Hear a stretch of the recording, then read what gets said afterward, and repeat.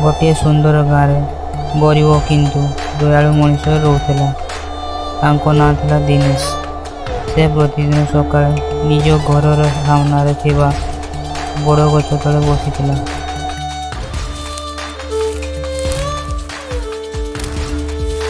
ଗୋଟିଏ ଦିନ ସେ ଦେଖିଲା ଗୋଟିଏ ଛୋଟ ପକ୍ଷୀ ଭୂମି ଉପରେ ପଡ଼ି ଥର ଥର କମ୍ପୁଛି।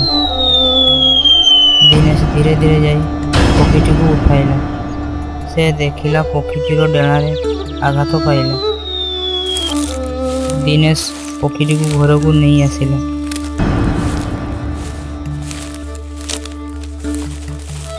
ସେ ପତ୍ର ଓ ନଡ଼ାରେ ଡେଣାଟିକୁ ମୁଡ଼ି ଦେଲା।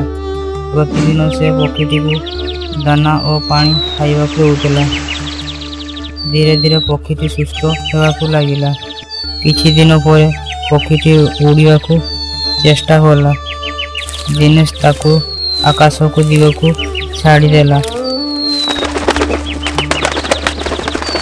ପକ୍ଷୀଟି ଆକାଶରେ ଉଡ଼ିଗଲା, କିନ୍ତୁ ଯିବା ପୂର୍ବରୁ ଏକଥର ପଛକୁ ଫେରି ଦିନେଶ ଦିଗକୁ ଦେଖିଲା। ସେ ମୁହୂର୍ତ୍ତରେ ଦିନେଶର ମନ ଖୁସିରେ ଭରିଗଲା। ସେ ବୁଝିଲା, ଦୟା କଲେ କେବେ ବି ସଫଳ ମିଳେ।